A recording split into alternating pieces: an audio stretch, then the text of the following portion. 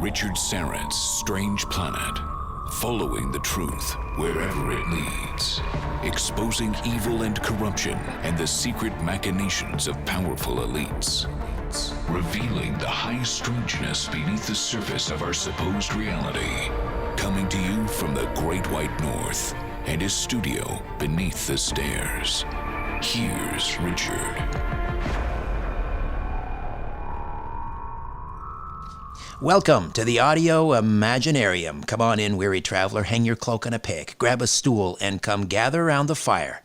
There are stories to be told, and you are among friends. Carlos Cagina is the technical producer, and Ryan White is the live stream producer. Please take a moment and check out my YouTube and Rumble channel, Strange Planet, and while you're there, be sure to subscribe.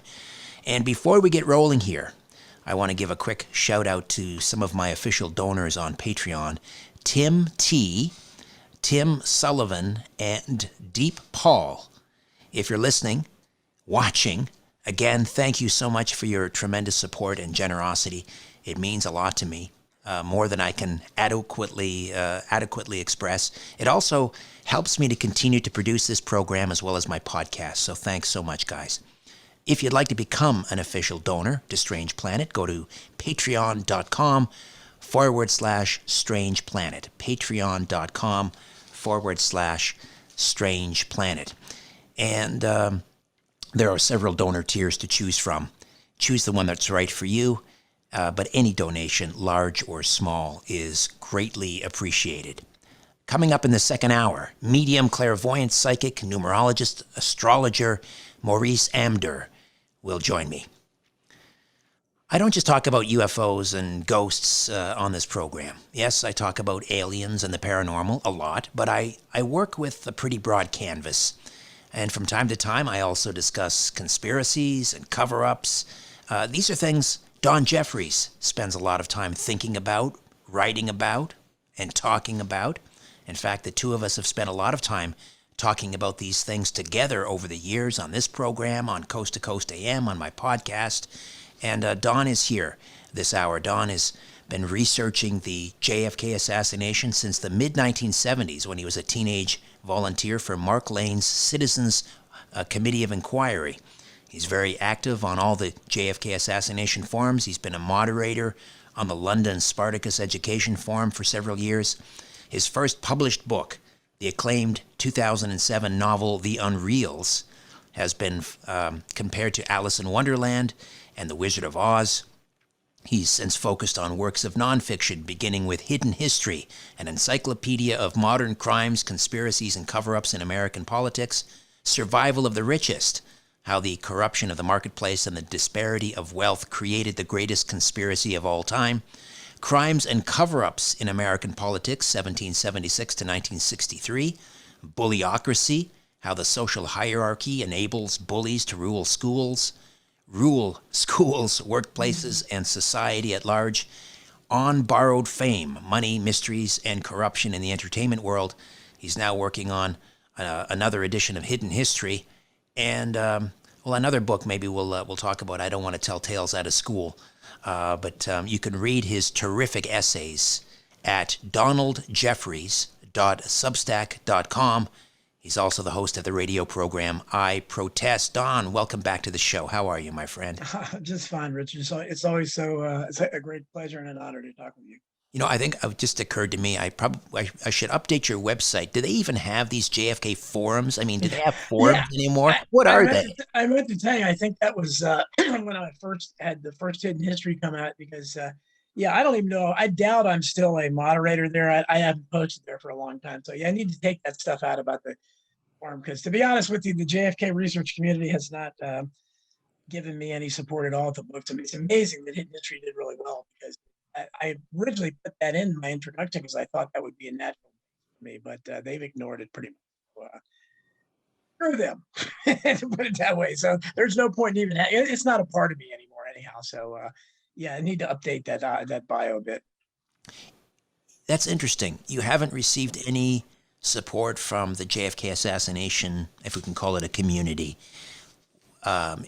in your work and in uncovering, more corruption in American history. Why is that?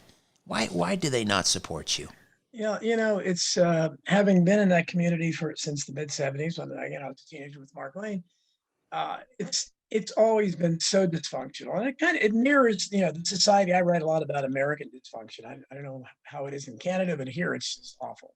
Family dysfunction, especially. But the JFK assassination research community has always been that way. Even before I came along, there was a lot of infighting, but now it's there's not even any point in going there. As I'm writing Hidden History 3, which I'm finishing up, I've dealt with some of them and relied on some of them, and it's not there are some that are supportive, but by and large, no. And there's a lot of big egos, difficult personalities, and unfortunately, the establishment when they smear, when they smear us, so-called conspiracy theorists, a lot of those personalities can fit the bill. They can act that way, and you're kind of hard. So it is what it is, and there's a lot of petty jealousy and things like that too, I think. But I really don't know why they have, but they don't tend to support each other very much at all. So it's not just me, but the book did great in spite of it, and but it wasn't due to any kind of support from the community. It kind of mirrors the UFO community, I think, in that regard. I don't know how closely you follow that arena, but this is Yeah. characterized by constant infighting, tearing somebody down, accusing the other one of being controlled opposition, Yes. or Yes. same sort of thing with the JFK crowd, right? Yes, I mean you can find it everywhere. UFO, and again, the UFO research community attracts those kind of personalities. And does I mean, people tell me all the time I'm even keeled. I don't get upset at people. I don't get down in the gutter with them, which infuriates them really. They call you names and you maintain your calm. That's the way to get them to really freak out. But I don't go there. That's just my style. But that's not the style of very many that research. Same 9/11 research is the same kind of way. Ah, yes, yeah. And it's I don't know why it is, and it's just I've met some decent people that I can get along with it, but by and large, it's difficult personalities. Even the ones that do great work. Mark Lane had a he wasn't really that bad. Harold Weisberg, another guy who I loved, and he was my hero, but he was the king of difficult personalities. Really, really like a grumpy old man, curmudgeon. Just fit that bill perfectly. Yeah, I wonder if it's because people become so invested in a particular Yeah. theory. Mm-hmm. So let's take 9/11 as an example and controlled demolition. Yeah. And so they become so wrapped up in that, it almost becomes part of their identity or the entirety of their identity. And so to quibble or to argue against, that particular facet of 9/11 is then a personal attack. Yeah. Yeah, it is. And that's why I don't, when people tell me about JFK or anything, when they say, who do you think killed JFK? I said, I don't know. I said, but I do know that after studying this thing for 40 some years, the one thing conclusively that they proved inadvertently was that Lee Harvey Oswald didn't. So he didn't do it. And they've invested a lot of time and energy into telling you that he did. And they've covered a lot of stuff up. So you can do the math. I mean, it just stands to reason those covering up those forces were probably where the conspiracy came from. But I don't pretend to know the same thing with 9/11. I'm aware there's a lot of questions about holograms and were there planes and what struck the Pentagon. I mean, I know all that. But I'm not going to get that vested in it that I think someone's a disinfo agent because they see this or that. Again, what they told you happened is a fairy tale. It wasn't 19 crazed Arabs armed with box cutters and plastic knives by some 6'8" tallest guy in the Middle East, directing things from a cave. I mean, that's absurd. While the planes flew around for an hour and a half, while the biggest military power the world has ever seen did nothing to try to stop them. So that story makes no sense. So then you go from there. And who's covering it up? Okay, the easiest thing to say is 9/11 was an inside job. Well, some kind of inside job, I think. But regardless, they're lying to you. That's why I say about everything now, Richard. That's my tack when people tell me about anything. I said, look, they're lying to you about everything. So I don't discount anything, flat earth, hollow earth, anything, because we've been lied to about everything. I'm not going to poo-poo anything. I'll listen to anything because I understand that at this point, people in charge, we really can't trust them about anything. I mean, if they're telling you it's raining outside, then don't bring an umbrella. I mean, that's the level of trust I have for them. Yeah, the questions are more important than the answers. I mean, people who claim they have the answers, all the answers, you run away from those people. It's the questions that are more important, I think, at this point. And as you say, we question everything. Hidden history. The first one came out, then you did an updated version with a foreword by Roger Stone. Right. Now you're working on, or you've submitted, it's ready to go, right? Hidden History. This is Hidden History 3? Yeah, because Crimes and Cover-Ups in American Politics, 1776, 1963, which had a foreword by Ron Paul, that was really hidden history too. And that's what I wanted to call it. But for some reason, the publisher didn't want that. So they may not like Hidden History 3 either. But I've discovered, Richard, after having these books published, that the Hidden History book and the Crimes and Cover-Up books, the books about hidden history, those are the ones people buy. They outsell all the others, by not even close. Hidden History still sells way more than all the others. So, and it's something I love doing. So I said, okay, why not try to sell more books? So this is going to be called, unless they change the title, Hidden History 3, More from the American Memory Hole. And I had so much material because I have like a lot of people help me, but I have 3 researchers who were volunteers, but they did so much work. And, I call them out as much as I can. Bob Wilson, Chris Graves, and Peter Seacast, they just constantly provided me with, information. I couldn't have found them all on my own. So I'm very appreciative of that. But they sent me so much stuff that eventually I had to cut a lot of the book out, and because it's still like almost 500 pages. But I said, well, I got Hidden History 4 here, basically. So I've already got a good start on that. And I haven't even approached Trump. So all Trump stuff is going to be at Hidden History 4, and that's a huge amount, right? This one just basically goes over some of the same stuff, but it deep dives back into the founding of the Republic, a lot more in the Civil War and more in the Mexican-American War, where a lot of the stuff started. A lot of our, we didn't really have an interventionist foreign policy until Woodrow Wilson, so I focus a lot on Wilson and the things he did that people don't realize. We started an interventionist foreign policy, things he did in Haiti, invaded Mexico like 9 times or something when he was sent troops. It's just hidden history what people don't know. Our conduct in the Philippines, Theodore Roosevelt. It's horrible stuff. And I have reports in there, and I got a lot of it from Howard Zinn, who a lot of people have compared me to him. And I never had read his work before, People's History of the United States, but he's far left on a lot of it. I wouldn't have agreed with him on a lot of things, but he's very good about a lot of this populist stuff where the American military did. I have several Indian massacres that really haven't talked about very much that happened in the history. And then again, what happened in the Philippines, Haiti, and Dominican Republic. And there you see the similarities, the pattern. And it goes back to, in Crimes and Cover-Ups, I wrote about the scorched earth and the total war strategy under Lincoln's generals. Well, you can see that just became entrenched. And you saw the same kinds of things, the theft, lots of theft. They were stealing property left and right everywhere they went. And that's what happened under Sherman, especially General Sherman, that extortion racket. He was just stealing, as they swept through the South. So we see that. We see lots of rapes, lots of horrible treatment of children. So just, really, and I'm not trying to be like un-American doing this, but. That was my next question. Yeah, I mean, how do you feel about America? What do we mean by America? Not the government, but the ideal of America, the Constitution, the Bill of Rights, what the ideal of what America is supposed to stand for. I mean, obviously, it hasn't lived up to that. No. But how do you feel about your country? Well, I was in a film. I have credits on IMDb now because it's actually on there, but it still has never been released. And Jesse Ventura, Gerald Celente, a lot of people were in it. I was honored to be, but the title of the movie kind of sums up my beliefs. And it's that I love my country, but I hate what they're doing. And that's the way I feel about it.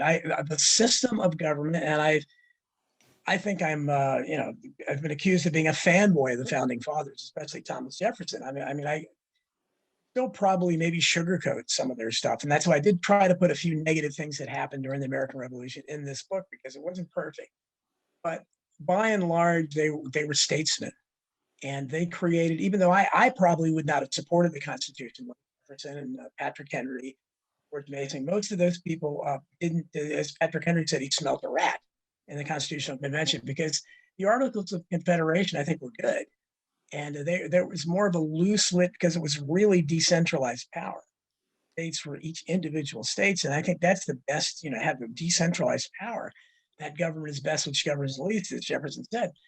But when they, by putting a Bill of Rights in there, which is at the behest of Jefferson and George Mason, basically, George Mason, I read a lot about him in the book too. He's been forgotten, even though he's a university right around the corner from me, George Mason University, where ironically, he probably wouldn't be allowed to teach today. Just as Thomas Jefferson would not be allowed at the University of Virginia. You can guarantee that. So it's ironic that these colleges named after these people. But once they wrote the Bill of Rights, I think that really tempered the power that was invested in the central government and the checks and balances that Madison came up with. I think it's the most perfect form of government. I mean, I can't argue with the anarchists too much anymore. When they talk to me now, I said, I don't have an answer for some of your arguments at this point. The authority is so bad now. I don't want anarchy, but I really can't argue with you too much on it. But if you're going to have a government, I think this is the best. It's never worked as intended. These, and I talk about judicial review in this book a lot, and we go back and look at the history of it. Jefferson, he was the first critic of judicial review. Nobody's talked about it in a very long time, and it shows how under John Marshall, those checks and balances, which were essential for the system working right, were three separate and equal branches where they would check the power of the other two. What happened is the Supreme Court right away, and I have the quotes from Jefferson. He saw what was happening right away. He said, this is not what's intended. And so we see in the recent decision here, Roe versus Wade, that's exactly what wasn't supposed to happen, but it wasn't supposed to happen in the original 1972 decision either, because the Supreme Court was not supposed to legislate. You can look through the Constitution all you want. You're not going to see the word abortion in there. It doesn't address that issue. They couldn't even comprehend it probably, but well, if it's not in the Constitution, it belongs to the states. Exactly, and so that's the argument. Under judicial review, both parties now, both the Democrats and the Republicans, they just hope to get a sympathetic judge. They said, let the courts decide, and that's a huge mistake. And that's what we've been allowing to happen for it's probably Brown versus Board of Education in 1954. Certainly since Roe versus Wade, and that's why it's laughable when you see the left. You live by the sword, you die by the sword. I mean, they just lost in the Supreme Court the same way they won in 1972. Both decisions really are outside the powers of the judiciary. But it's interesting to see how they don't have exactly any kind of sportsmanship, because this is what you wanted. But don't you see what the Supreme Court has done recently with not only Roe versus Wade, sending it back to the states as more of a remedy, also with a check on the executive. So, for example, with the EPA, they have basically said the EPA has, which is an extension of the executive branch, they have overstepped. You can't tell a power generating plant in West Virginia how much carbon dioxide you can emit.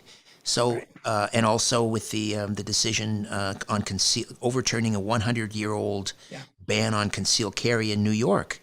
Don't you see what the Supreme Court is doing now as one of the, reassuming its role as a check and balance? Well, yes, I do. I see. Yes, because they're rolling back some bad previous decisions of the Supreme Court. But my fear again is that both sides are still expecting the Supreme Court to be the arbiter of these things. In my opinion, and yes, they remedied something with Roe versus Wade and concealed weapons, but we need to look at this question of judicial review, and neither side will do it because both sides want to have. That's why there was so much emphasis on Trump getting the right judges in the Supreme Court, and that's what. And Democrats want to expand the court. They want to have somebody sympathetic, and this is what's wrong with our system now. We already had a justice system that was full of lots of horrible injustices and unfairness and inequality, but it has become so politicized now that, and when you have somebody like Steve Bannon or something, again, I'm not, but that's a complete politicized prosecution, much as it was for Roger Stone. he's going to walk into a courtroom that is presided over by almost certainly an Obama or Clinton appointee. Guarantee, even if it's a Bush appointee, probably do the same thing, and he won't have a chance because the judge will be overtly prejudiced against him. And again, Washington, D.C., that's why a little while back you had Durham, who couldn't even get that one conviction on Hillary Clinton's lawyer because the jury pool base in Washington, D.C. is like 95% Democratic. So you're not going to get any convictions on the other side. And so again, that's why I think the Republicans, the conservatives, are not being very wise because they need to be realistic there and say the courts aren't the remedy. I would I would like to see some type of real reform, but again, our court system, it's as messed up as everything else because it's been completely politicized. And one of the things I've been doing for the last couple of years, I don't know if I'll ever write a book on it exclusively because it'll just be another book like Bullocracy and Survival of the Richest and On Borrowed Fame that probably won't sell that well because people don't really want the books that they read by me are about hidden history, conspiracy stuff. But I would love to write a book about our legal system, our injustice system, from top to bottom, from police. And I do have in Hidden History 3, I have a history of asset forfeiture laws. I think it's very important for us to know that because that's I don't know if you have that in Canada or not, but that is the basis for so much corruption in the United States and it became entrenched in the 80s where the police saw this incredible revenue source for them where they were, and the Supreme Court has upheld them a couple of times. Disgraceful. One of the most famous cases, a woman. I'm just going to get, Don, pardon the interruption. I'm going to take a quick time out. We'll come back and we'll get into asset forfeiture laws. Don Jeffries is with us. And again, check out his essays. I Protest, donaldjeffries.substack.com, donaldjeffries.substack.com. Back with more of our conversation right after these. In times of economic uncertainty and chaos, your money means nothing. You may not even be able to get it from your bank or ATM. And the money you do have in the stock market will go down and down. What you can bank on is gold and silver. Gold and silver have been a reliable and trusted form of currency for thousands of years. Gold and silver have never been worth zero, and typically gold holds its value during economic turmoil. Call the Gold Hotline now and learn how to protect your money and your assets with gold and silver. And learn how to set up a new IRA or roll over your current one into a gold-backed IRA. Protect your money from the next market crash with gold and silver. Call now for your free gold guide. 800-461-9694. 800-461-9694. 800-461-9694. That's 800-461-9694. Do you owe the IRS $10,000 or more in back taxes? Are you being audited or investigated? Has the IRS sent you a letter demanding payment? You may not owe what they claim. Make this free call to the tax doctor now. Let them negotiate with the IRS on your behalf. 800-626-4512. 800-626-4512. That's 800-626-4512. If you're a diabetic, we have great news. You can end the painful finger sticks with a new CGM. Plus, they may be covered by Medicare, Medicaid, or private insurance. If you test and inject daily, you may qualify. Call US Med now to learn more. 800-817-2974. 800-817-2974. 800-817-2974. That's 800-817-2974. As you're staring up at the night sky, ever wonder who's staring back? You're listening to Richard Syrett's Strange Planet.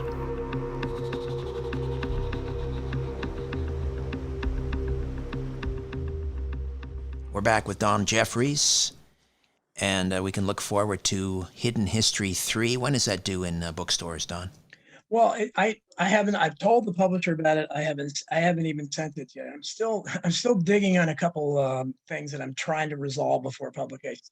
It's down the road. I mean, and that's assuming that Skyhorse, my primary publisher, takes. I mean, they've taken 3 of my books, but it's altogether possible they may not. And if that's the case, I have I have a couple alternatives. Okay. It's going to be a little while. I Protest, which, this is a collection of your essays, and I mentioned donaldjeffries.substack.com. There's also the radio show I Protest. How do we listen to that? Yeah, it's on Rockfin now. Rockfin is becoming Substack is Rockfin is the video equivalent, I guess, or the audio equivalent of Substack is to literary world. Or Substack is, people like Glenn Greenwald, Naomi Wolf, my friend. More and more people are flocking there because it's a free speech platform. Don't censor. You can pretty much say what you want there. So I don't worry at all that I'm going to be censored or anything like I do on social media. And so it's great. And I'm getting more and more people there. It's people are supporting it. I have a pay option there, so I can even make a little money if people. But everything I offer is for free. I'm a populist, so I can have a paywall. But if people want to help, wonderful, and some have. But Rockfin, ROKFIN, Rockfin.com, again, lots of good people over there. Jimmy Dore, Tim Tripoli, Richard Gage, 9/11 Truth. More and more people are flocking there as well. At Primetime 99, Alex Stein. There's more and more people there. And it's getting a good audience, and it live streams. So we live stream every Friday from 5 to 7 p.m. Eastern of Rockfin and my social media. Now, my social media that got by far the biggest attention was YouTube, but YouTube keeps banning me or stopping me from live streaming. So I haven't been able to live stream lately, but when I do, it's nice as another thing. But so it's mainly on Rockfin. And then I have Jeff Rentz's network, which is a pretty big network, and he takes all my shows and they play them, I think, 4 times a week on their schedule. At some point, for me there, and I'm on Jeff Rentz every Monday at Eastern. So those are nice platforms, and people can hear me there. And the Donald Jeffries show is on hiatus, but I'll be bringing that back pretty soon. There's a couple of my friends who are starting up a network, and we'll be doing that as well. All right, we were talking about asset forfeiture in the United States, which you say is a big scam. What is asset forfeiture? No, it's basically the idea that it actually goes back. I found the history of it. It went back to beginning of the Republic. They actually had a couple of decisions, but they've always been wrong about it because basically it's claiming that property associated with the crime can be confiscated by the government. And so even if it's loosely associated, so let's say you and I have kids. If we had been on the unlucky side of asset forfeiture, and if our kids happen to be selling marijuana in the house, let's say, to one of their friends comes over and they sell a bag of dope to them, under asset forfeiture, if that transaction took place in our house, they can take our house away from us. And we have a hard time getting it back. And the Supreme Court has upheld their ability to do this. In one notable decision, this is one of the greatest injustices. I think the Supreme Court ruled 8-1. I think it was under the Rehnquist Supreme Court. I think it was just disgraceful. This woman, her husband went and visited a prostitute, and they had sex in her car. So the police confiscated the car, and she naturally objected. That's my car, and no, I said no. This is associated with the crime. It belongs to us now. They impound, and that's what they can do. So she took it all the way to the Supreme Court protesting, and the Supreme Court ruled that no, they had the right to take her car. So she didn't get her car back. And I have lots of stories that'll be in the book of people that were arrested for speeding, and they were they had large amounts of cash on them. The police confiscated the cash because they had suspicion to believe it might have been involved in drugs. They had no evidence. It's amazing.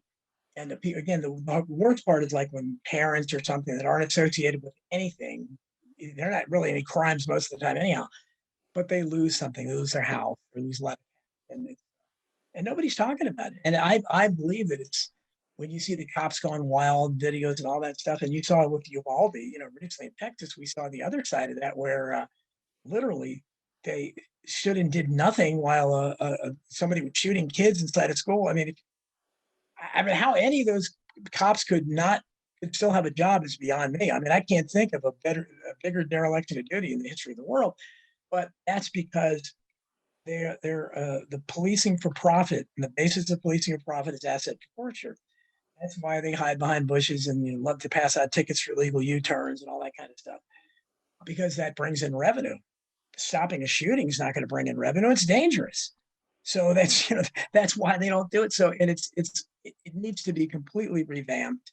and nobody's talking about it. I mean, people are criticizing those cops, but nobody's talking about what's at the basis of it, and that is that state certainly shouldn't have a right to be stealing your property, especially if you have nothing to do with it. But that's where we are now, and that's it's part and parcel of what is just a horrible. I don't know how your justice system is up there, but I tremble at the prospect. That's why I try to keep my nose clean, and when I'm saying stuff, because I know how many thought crimes are out there now. I tremble at the prospect of facing our justice system because I know how bad the juries are and how they'll convict anybody. They have no concept of reasonable doubt. And I know how the average defendant gets a public defender because they can't afford a real lawyer, and they'll spend less than 5 minutes with them and they'll get you to plead. You got to plead guilty. I didn't do it. I don't care. I'm not representing. That's the system. And so it's, but nobody, and that's the liberal in me. That's when I started out, as an ACLU card carrying member, people, and now the ACLU doesn't, they literally don't care about civil liberties anymore. So it's just a mess here. I never run out of things to talk or write about though. Speaking of, writing and being kicked off YouTube and so forth, in your I Protest collection of essays on Substack, you write about fact checkers and shadow bans. What's happening with you on Facebook and Twitter? Yeah, I mean that's the other thing is that if you don't know what shadow bans are, they don't like, and of course people think you're a disinfo. They think I work with the CIA or something because how are you still on? I never get any warnings, nothing. I've never gotten a warning, never had on Facebook or Twitter, and I've certainly been radical as because I say the same things there that I say here. But I started noticing, especially after COVID, because I was getting hundreds of reactions to I was skeptical of the COVID narrative from the very beginning. Very few. I lost a lot of friends, and eventually Facebook caught up to us. But instead of banning me, I just started noticing, hey, I'm getting almost no responses to my posts now. So what they do is they don't let it get out to very many people. So you suddenly see you don't have it. And it's Twitter, it's the same thing. I never had as big an impact on Twitter because I didn't use it as much, but same kind of thing. People told me, I don't see your tweets. So they don't see them. So they'll let you post, but it's only going out to a handful of people, even though Facebook, I have a maximum of 5,000 friends. Theoretically, I should have a huge response on it, but I posted something, now the other day, I posted something the other day and I did get a couple hundred responses. Sometimes it's true, but most of the time it does. Like today, I posted something about the 69-year-old grandmother down here who has breast cancer. It places a prospect of months in prison. Insurrectionists. It's a horrible story. I think I had 2 reactions, 5,000 friends. So that's what that is. The fact checkers, used to on my COVID stuff, but I stopped pretty much writing about COVID because saying it. And plus, I had lost so many friends about it. So I write about it on Substack if I want to do it or something. But they would just, say this has been determined to be, and of course, they're just the fact checkers. We've been able to figure out who they are. They're typically college students who have famous parents or wealthy parents, and so they become, ridiculous. They're just they're basically Snopes. They're regurgitating establishment facts to counter because you're questioning something. So actually that's not true. And so that was the title of it was just attempt to say how I feel about it. I think that's why I gravitated to Substack and why I like Rockfin, because I don't like censorship. And unfortunately, all the rest of the media, we thought maybe with the Elon Musk, when he was making noise about that maybe Twitter was going to be free, but then I don't know if that was a whole, Were you disappointed were you disappointed, or are you also suspicious of someone like an Elon Musk? Well, I was suspicious of him, but like I told people, oh, don't you? Yeah, I know his past. I've seen pictures of, his wife and his mother and everything. I understand from the world he's coming from, and I know he supposedly wants to put a chip in everybody. I've heard all that. I understand that.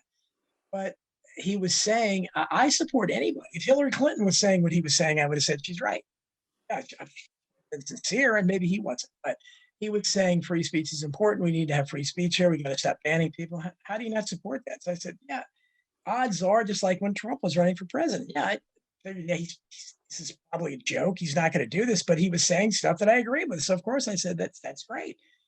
So if somebody says it, yeah, I'm not naive. People accuse me of being naive. Yes, I understand that, and it'll probably turn out to be that they won't be sincere about it. But when Elon Musk was saying that, of course I supported him. I guess ultimately I'm disappointed and disillusioned that, and then he ended up, I guess, not getting it, but are backing out after they froze him out. I don't really even understand exactly what happened, but still, of course, what he said. Important thing is what he was talking about. You have to agree with that. Free speech is important, but apparently the rest of the people at Twitter don't agree with that. So I thought we might have one social media platform that was not censored, but apparently they're all going back to business as usual. Well, it's not over yet. I still think maybe he has a plan B in his hip pocket. We'll see. Don Jeffries is with us. We'll come back, continue to talk about his upcoming book, Hidden History 3. Again, donaldjeffries.substack.com, the website. Back with more in a moment. Stay with us. My trusted sponsor, Get the Tea, is having a sale this month on their Apple Cider Plus and one package of their Life Change tea. What a great combination, considering it's that time of the year to be laying out on the beach or beside a pool in a few less clothes, right? Apple cider not only helps your digestion along with the tea, but it helps your tummy to feel full, to help us cut down on our intake. And don't we all need some of that? Go to getthetea.com to grab that sale this month. I love their tea. It's an absolute priority for me each and every day. This tea keeps my digestion and gut running smoothly. Just brew, steep, refrigerate, and drink. It's that easy. Iced tea and apple cider plus for the summer. Great combination. Go to getthetea.com. Apply code RICHARDJULY to get free shipping. That's getthetea.com and enter the code RICHARDJULY for free shipping. Guys, we've seen so many people making ridiculous money from crypto, but did you know it's easy for you to do the same? The Copy My Crypto membership site shows you the coins that the YouTuber James McMahon personally holds and allows you to copy him. It's like having a big brother who knows what he's doing. You don't need to know a thing about crypto or how to invest, as you simply do what he does. So let me tell you more about James. He runs the Crypto with James YouTube channel, which, despite heavy censorship, has over 17,000 subscribers and 1 million views. Since March 2020, he's told his viewers to buy 26 crypto coins. Had you put in $100 into each one, it would now be worth over $53,000. Of the 26 coins, his top pick of the year, a coin called Phantom, is currently up over 440 times from when he said to buy. That one call alone has retired a number of people, including guys in their 20s and 30s. Remember, this is public knowledge. You can go to YouTube and verify this for yourself. So if you'd like to join the 1,300 members who copy James, then stop what you're doing and head over to copymycrypto.com/dollar. copymycrypto.com/dollar. That's DOLLAR. You'll not only find proof of everything I've said, but listeners get full access for just $1. You can't find this offer anywhere else, but act fast because the offer ends soon. That's copymycrypto.com/dollar. That's DOLLAR. Don't take this offer lightly. He's the real deal. Go visit the site now. Welcome back to Richard Syrett's Strange Planet. Donald Jeffries is with us, and we're talking about his, a lot of things, but including his upcoming book, Hidden History 3. I wanted to spend a little bit of time on that, and I want to begin with, you call him the original conspiracy theorist. That was Senator Joe McCarthy, of course, who's been vilified in the history books, because of the Red Scare and the persecution of Hollywood screenwriters and directors who had maybe some tenuous link to the Communist Party. In other cases, they had a very firm link with the Communist Party. Tell me a little bit about why you think Joe McCarthy got such a raw deal. Well, I just think from just what you said as well, and that's the general impression of him, is that he really, there was a witch hunt in the 50s, and people were unfairly maligned for their beliefs. But McCarthy wasn't really doing that. People talk about the Hollywood and everything, and that all happened under the House Un-American Activities Committee, which is an Orwellian sounding name, but it was in the House. McCarthy was in the Senate. He had nothing to do with that at all. And if people don't know the name of Owen J. Parnell, he was the head of that committee. Nobody knows him. It's not, they don't say Parnellism, but instead they talk about McCarthy. McCarthy was going after strictly focusing on what he thought was communist influence, Soviet influence in the government. And he really got into deep water when he started focusing on the army. Because, I mean, that's obviously goes to the heart of what I think was a phony Cold War. And I think McCarthy was revealing that. And if you go and look at what he was dramatic, and he was naive, but he, as I said, he was the first conspiracy theorist regarding Pearl Harbor. He was the first one to look into that and saying, hey, you know, they had foreknowledge, and he knew it was crimes and cover-ups. And I think I showed conclusively, based on the work of a lot of other people like John Toland, going back to infamy, that Roosevelt did have foreknowledge. It was plan. They wanted to get us into the war, and they were willing to sacrifice men to do it. And that's what happened. And McCarthy, unlike most of these other people too, had been a genuine war hero. They called him Tail Gunner Joe. He was a tailgate. He was in the fighting. You know, he was firing, you know, from the tail of these planes. So regardless of what you think about war, he was really there, much as JFK was. So I have more respect for people like that than the chicken hawks that, you know, like FDR, for instance, who supported every war, but, you know, was never going to get near one, even if he hadn't had the physical problems he had. But so McCarthy, I have lots of excerpts from his testimony when he was looking into Montauk, which is, he mentioned, he touched on, you know, he didn't say Area 51, but he was touching on that. I talked about the July 1940, he was talking about July 1947 an awful lot. And so I think there were intimations, and other authors have thought, I don't go there because I can't prove it, but that maybe he was already wondering about what was happening there. So he was doing some interesting work, I'll say, from that point. And then, of course, anybody that dies as he did, you know, he went in, he was 48 years old. He had complained of knee problems. He goes into Bethesda Naval Hospital, of all places, and he dies 2 days later. We still don't know what he died from. No autopsy done, which is all too common in these high-profile guy like that. We don't know. And I tried to, track down descendants of these people. And I always thought, you know, what do people in McCarthy's family think of him? Now, I knew he only had one daughter that he adopted as a baby right before he died, so he didn't even know.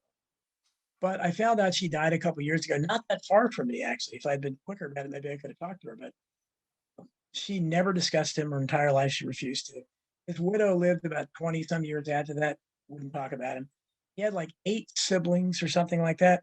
They wouldn't talk about him. One of his siblings died very strangely, like a year after. I have all this in the book, but those are the kind of things that intrigue me. I also, I looked for like George McClellan from the Civil War.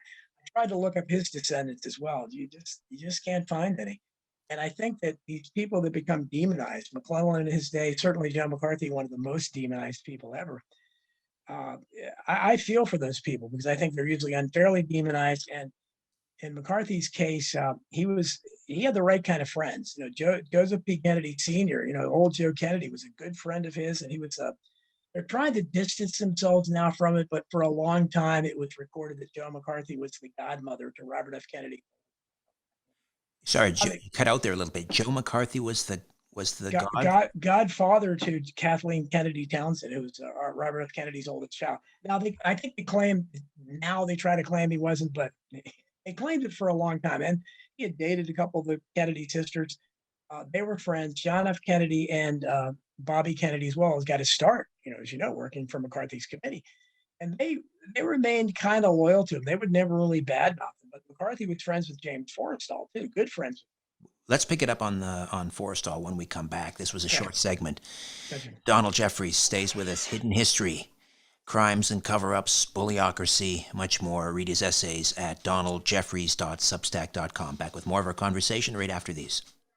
If you're living with diabetes and using insulin, you know the pain of pricking your fingers over and over again. Ouch! Well, by wearing a small remote device called a continuous glucose monitor, or CGM, you can reduce the pain of pricking your fingers. If you administer insulin 3 or more times per day or use an insulin pump, call now and learn how a CGM can help you. Painless. No more pricking my finger. No finger pricks. Convenience. They delivered it free and they took care of all the paperwork. for. You can reduce pain right away. Plus, it's accurate, easy to use, and helps you spend more time in range. And if you have insurance, you can get a new CGM at little or no out-of-pocket cost. Call now and get free shipping of your new CGM. Plus, we'll bill your insurance for you. 800-817-2974. 800-817-2974. 800-817-2974. That's 800-817-2974. The truth will set you free. But first, it will really tick you off. Welcome back to Richard Syrett's Strange Planet.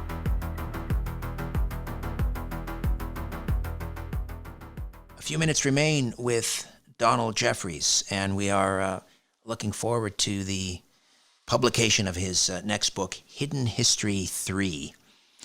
We were talking about Joe McCarthy dying at Bethesda Naval Hospital under very mysterious circumstances, goes in for maybe knee surgery or something and dies 2 days later.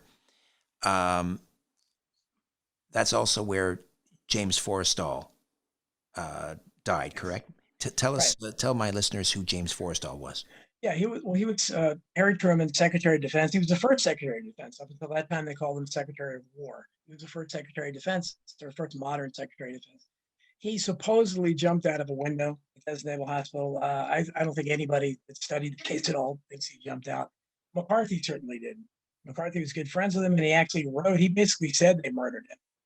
Interesting. And so Bethesda has a little bit of a timeline there. You have Forrestal, who also is good friends with the Kennedy family, by the way, who gets thrown out of a window, I think it's almost certain, and good friends with McCarthy. And Forrestal's the one who I use that quote all the time. He told McCarthy at one point, McCarthy, you're on the right track. If there wasn't this huge conspiracy, once in a while they'd make a mistake in our favor.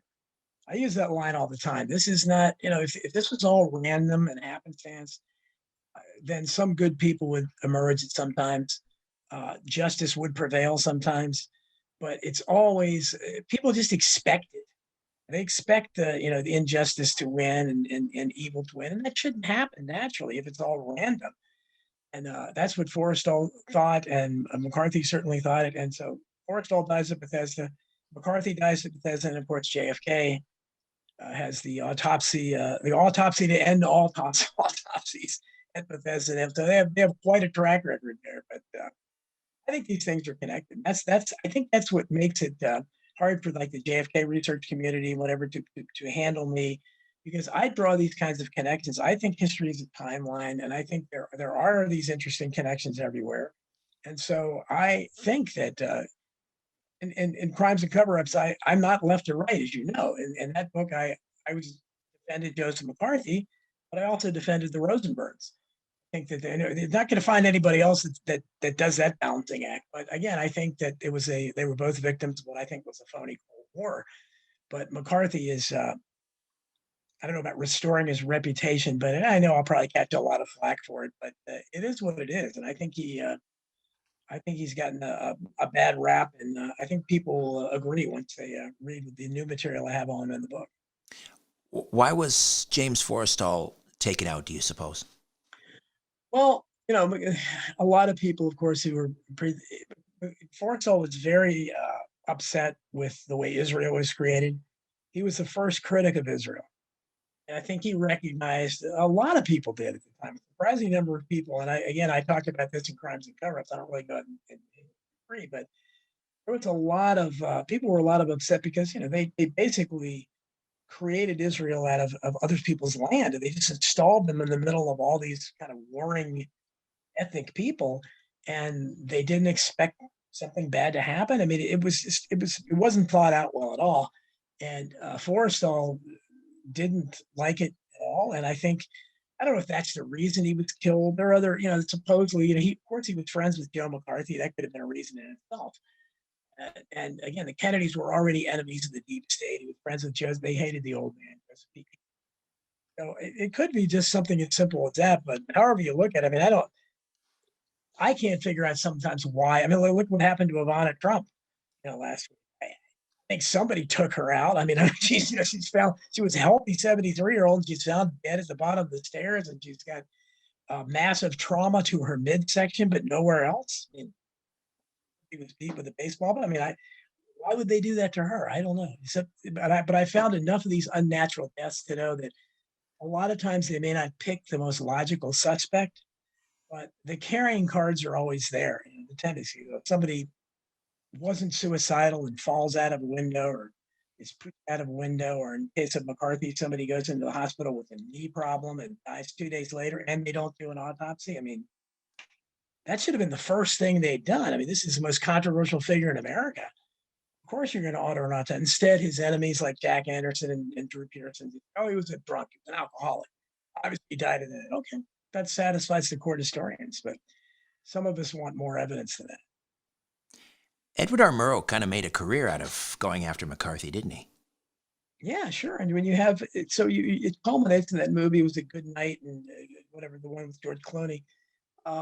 That's what I call Mick history, and that's what they settle on. And I talk a lot. I talk a little bit about that in the book, and I talk a lot about Joseph Welch, the Secretary of the Army, who said, "Have you no decency, sir? At long last, have you no?" And that's when they talk about McCarthy, they'll play that soundbite. And it's like mic drop. Oh, but I go into the history behind it and what a phony Welch was, and how when the cameras were off, he started laughing and saying, "Did that go well?" and everything. And I talk about it in the book. I mean, he had already worked out some kind of a deal, or tried to work out a deal with McCarthy. He was no ideologue that was outraged by this. His hands weren't clean. But this is the way the court historians try to portray these things, and they always do it dishonestly. I think McCarthy was a naive but well-meaning guy, and I think they killed him. You spend a lot of time, obviously writing about the past and uncovering a lot of this corruption and deception and evil. Has anything really changed? I mean, we tend to think now, we're approaching some kind of pivotal moment, like it's never been worse. Are we being cynical, or are we just now hyper attuned to corruption and evil? I mean, are things worse than they were before, in other words? Well, I think they are worse than they were before, but I think they are the way they are because of these things that happened in the past. And that's why I talk about the past as prologue, and the things we see today, transgender story hour and the crushing of civil liberties, all this stuff. It all has that's why I try to show where these things started. So when you see, for instance, when we had the Guantanamo Bay or Gitmo, the light bulbs being stuck up the butts to the prisoners there, and those awful pictures and all that stuff, the torture that went on there.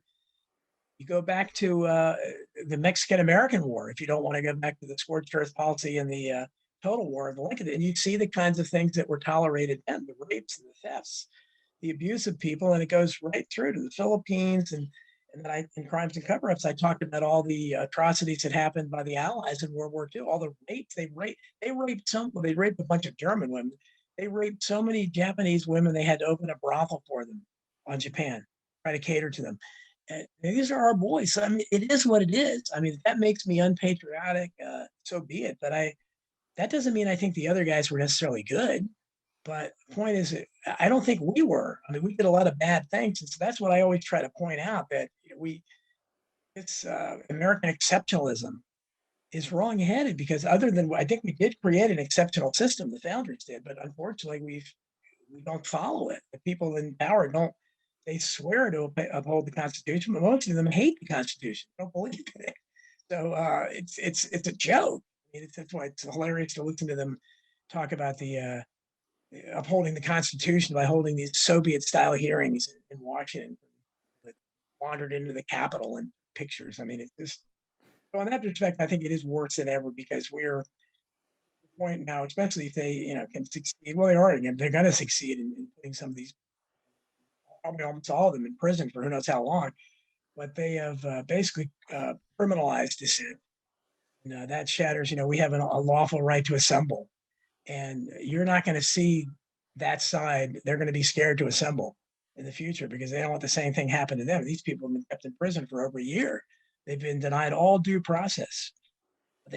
Some of them can't even afford attorneys. And Donald Trump is out collecting $200 million, and he's not offering them any money. They're there because of him. He should be financing them. So it's a mess. But yeah, I mean, I'm not looking at it through rose-colored glasses, but compared to where we are now, obviously, I think it was a lot better. But that's because it was a gradual decline.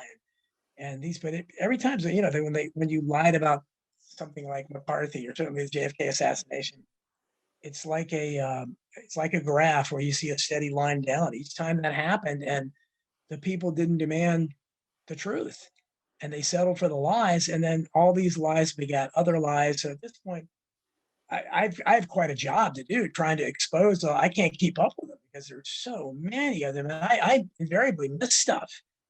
But it's that's why I said at this point, anybody, I don't discount anything at this point, any kind of theory, because we know we're being lied to, and so I don't know that necessarily some theories are aliens among us or whatever are more likely than that, but I do know that we're being lied to all the time, so it's reasonable to speculate. People are going to try to find truth somewhere. Well, you've got enough material for Hidden History 3, 4, 5, 6, no Yeah. question. In the meantime, we have I Protest at donaldjeffries.substack.com. We look forward to your upcoming book, Donald. Thank you as always. Oh, thank you, Richard. Donald Jeffries. All right, when we come back, Maurice Amdur joins me. Stay with us. If you're a fan of this radio program and the Strange Planet podcast, why not show it off by wearing Strange Planet apparel or drinking from a Strange Planet mug? Check out all the great Strange Planet merch in my Strange Planet shop. Just go to the website, strangeplanet.ca, and click on Shop in the menu. There's a huge selection of men's and women's t-shirts. You like crop circles or the Mayan calendar? Got you covered. Are you into the Anunnaki? Wait till you see these designs. My favorite right now, lions do not lose sleep over the opinions of sheep. And one of our best sellers right now, Truth Gets You Crucified on the front, and a passage from Matthew chapter 23 on the back. So many great t-shirt designs, I don't know where to begin. There's women's leggings and tote bags, and of course, mugs. Great gifts for family and friends who listen and love this show. My Strange Planet shop. Visit today and often. Just go to strangeplanet.ca and check it out. Have you subscribed to my newsletter yet? It's fast, easy, and absolutely free. Just go to my website, strangeplanet.ca, strangeplanet.ca, and then click on subscribe. All I need is your email address, and that's it. Then, once a month, you'll receive my newsletter, Inner Sanctum, in your email inbox. The Inner Sanctum contains a monthly brief, a column of my analysis of the news and opinions. There's a This Month in UFO or Conspiracy History, a look ahead to an upcoming episode of this radio program, a book club, my podcast pick of the month, a spotlight on a previous guest, and much more. Join the Strange Planet community by signing up for your free subscription to Inner Sanctum. Again, go to strangeplanet.ca, strangeplanet.ca, and click on subscribe. It's a strange planet. Read all about it. Richard Syrett's Strange Planet. Following the truth wherever it leads. Exposing evil and corruption and the secret machinations of powerful elites. Revealing the high strangeness beneath the surface of our supposed reality. Coming to you from the Great White North and his studio beneath the stairs. Here's Richard.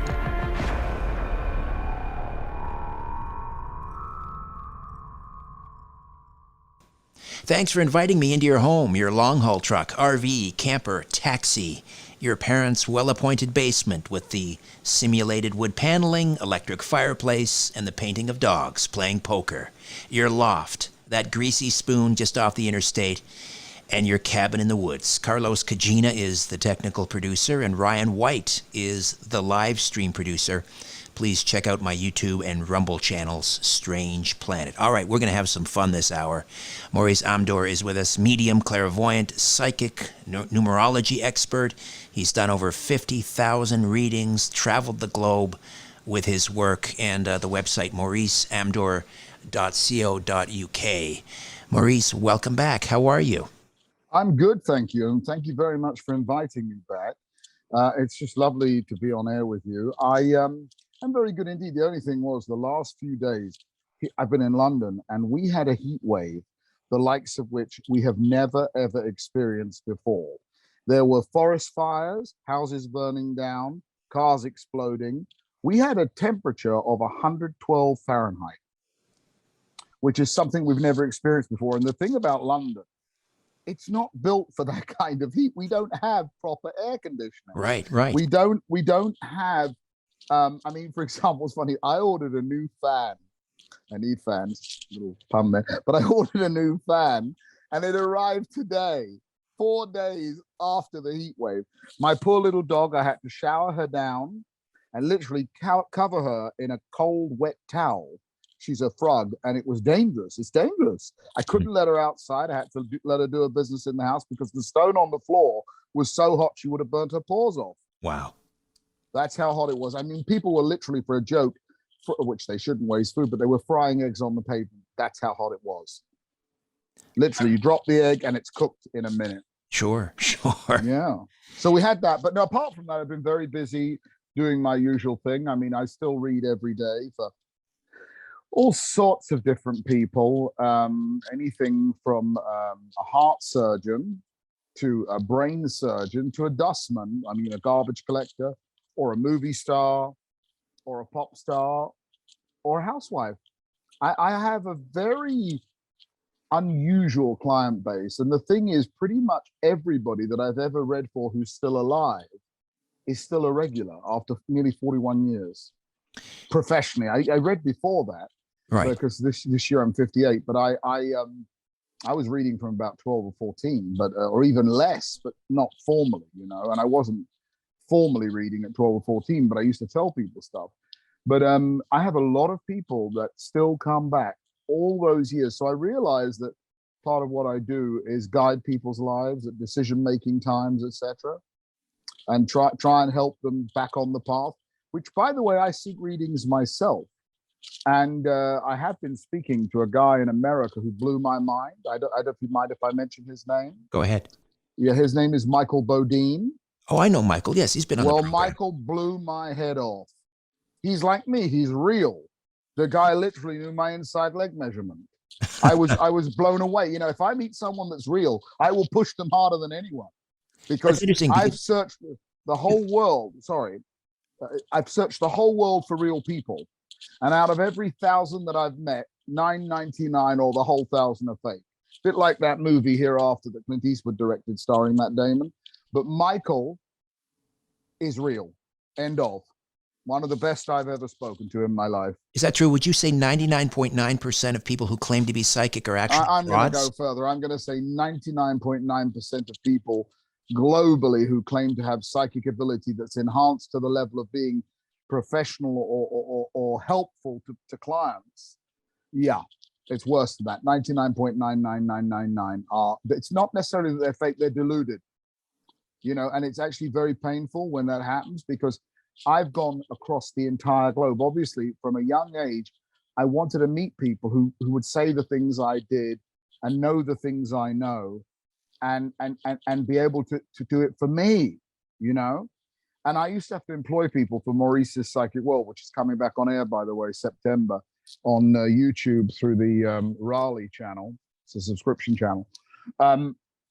I used to do Maurice's Psychic World for about 12 years. And I used to have to employ psychics to work on the channel back then. And I was so tough. Even the owners of the company said, "Why are you being like this?" I said, "I don't want any fakes. I won't be near it. Fakes hurt people." You know, it's the kind of person that tells you your wife's having an affair when she's not, or the kind of person that tells you, you know, you're going to lose your job, or you're going to get your dream job, or you're going to win the lottery. And it's not real. You cannot mess with people's lives in that way. And people do. When I lived in Hollywood, I used to go in and wind up the different psychics on the side in their shops, because obviously I looked like an actor or a regular guy that needed help. And for fun, I'd go in and I'd let them talk rubbish for a few minutes, and then I'd turn psychic on them.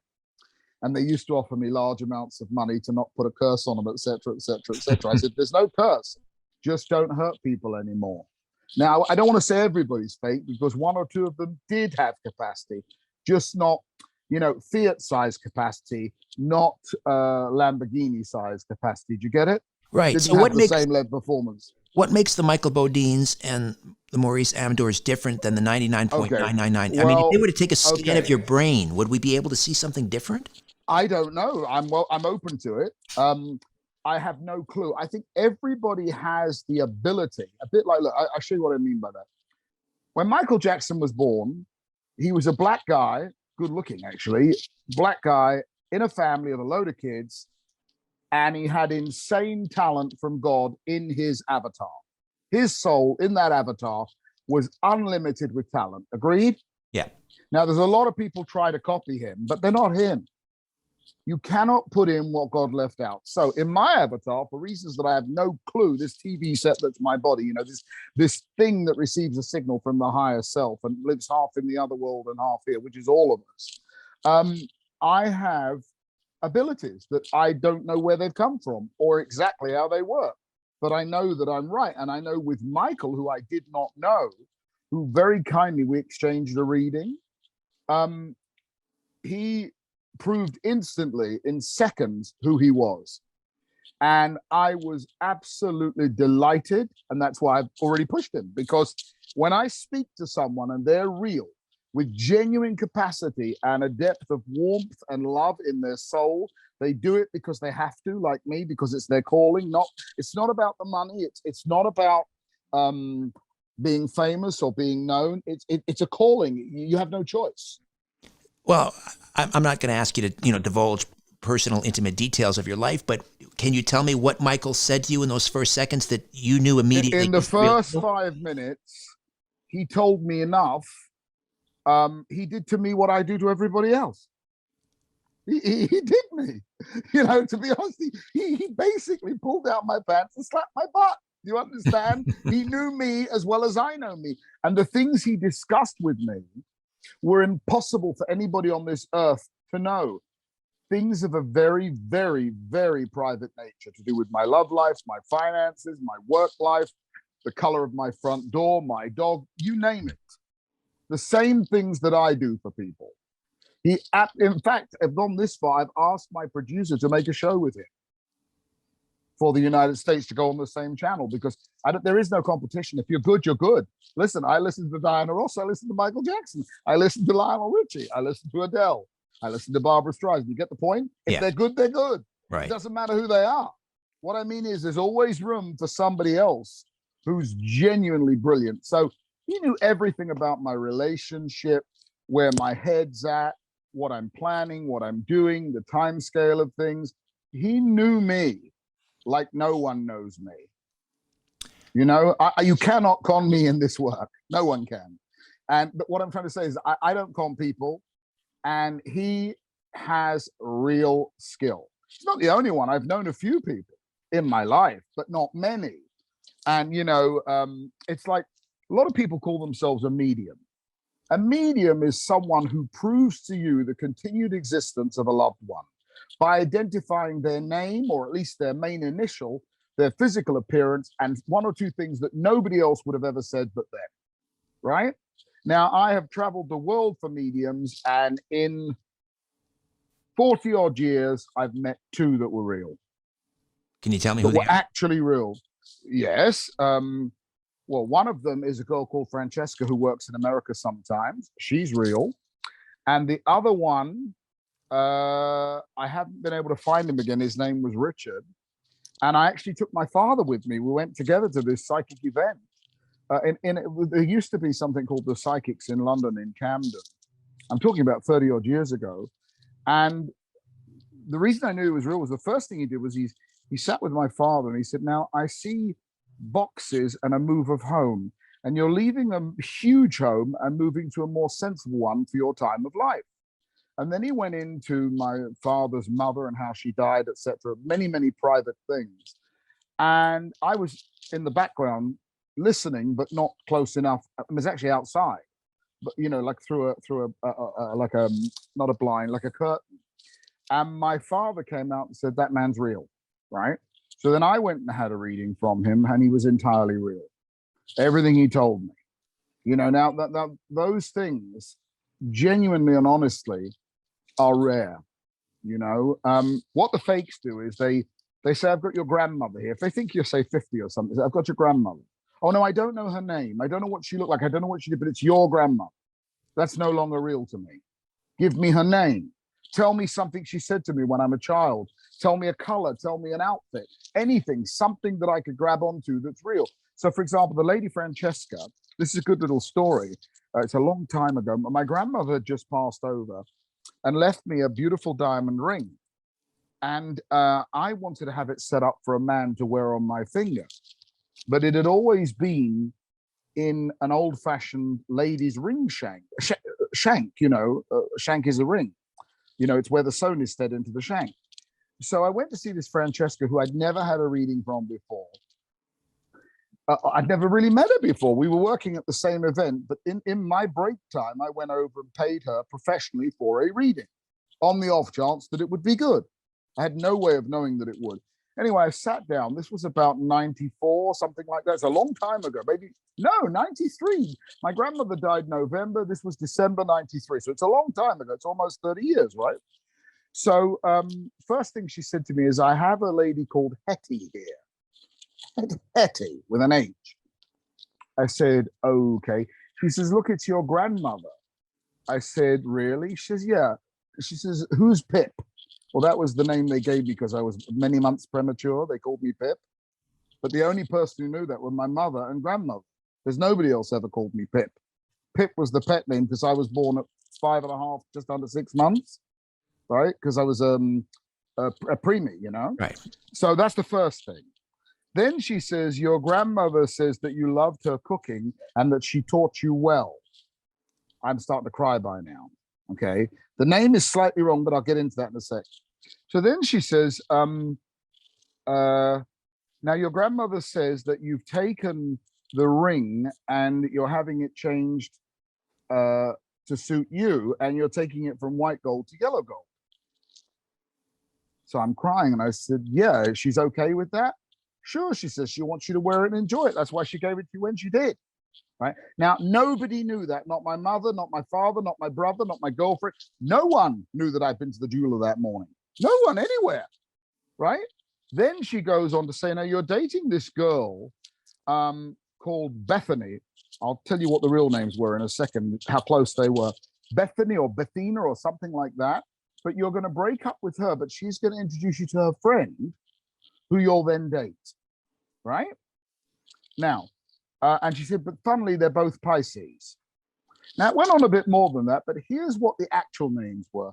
My grandmother's name was Etty with an E, but everybody called her Hetty because Etty's a rare name. Mm-hmm. The girl's name was Bettina, but she called her Bethany. But it's close enough. Yes. And what she said happened. Now, there were a couple of other private things there that came out about my uncle came through, who I knew in life, but only when I was a baby, and said, tell daddy, that I still remember sharing the waistcoats and the ties, right? Well, I knew nothing about that because, I was only 6 or something when he died. And I never knew that my father and his brother had this thing where they shared ties and waistcoats. I could not possibly know that. It had never been mentioned to me. So she gave me an incredible reading. Okay. So that's real. That's real. Yeah. Now I do that sometimes, not all the time. You do medium work? Sometimes. Let me explain how that works. Yeah. If as a medium, which I am not a full-time medium, but here's what happens sometimes, not every time. I'll be in the middle of a reading and I feel an external energy coming into me, giving me information, names, times, places. And then they'll identify themselves and I can give a physical description. And so that's when I release the information, if it comes. It happened live on air on my show. It's happened with clients, but it doesn't happen all the time. I'm not in control of it. I can't just sit here and say, oh, I'm going to connect to so-and-so, I can't do that. I don't plan it. It comes sometimes, not all the time. I would say in every 20 readings, it turns up, but strong. Now, how do you know how do you know that energy is coming from the spirit of someone? Not you can feel it. Yeah, you can feel it. It comes into you. It's not your thought. It's an external thought. Now, I have another thing like that sometimes. When I was first working, there was a lot of jealousy around me because I was very good at what I was doing. I'm talking about amongst other psychics. So one night I went to this place called the House on the Hill, which was in Hampstead, London. And a guy who knew that I was getting famous as a psychic came over and tried to take the mickey out of me. And he brought over this girl and said, well, if you're so clever, why don't you tell her something? Well, suddenly a voice came in my head and told me everything. Her name, her address, her mother's name. Her age, her birthday, everything. I had her literally crying and him begging me not to do anything bad to him. But I didn't plan that, and I didn't know I was even going to know all of that. And when I used to work at the psychic fairs in the beginning, sometimes people would walk over to me and I'd know their name. I'd never seen them before in my life. And when I was on TV, and I still get this sometimes, an external voice will start telling me information. So it must be from somewhere else. It can't even be me. I know I sound mental, but this is what happens to me. And when I talk to Michael, he's got something similar going on. Michael Bodine. It's like, yeah, not just him, because there's another lady called Yesenia Gonzalez who lives in Trinidad, who is from Venezuela, and she's also real. I'm also going to maybe put her on a show because we're going to do this thing on the channel, and these people can really help you. I mean, they're not wasting your time or your money, and they don't continue on to try and get more money. They don't offer you medals and this, that, and the other. They just tell you what you need to know in that given moment.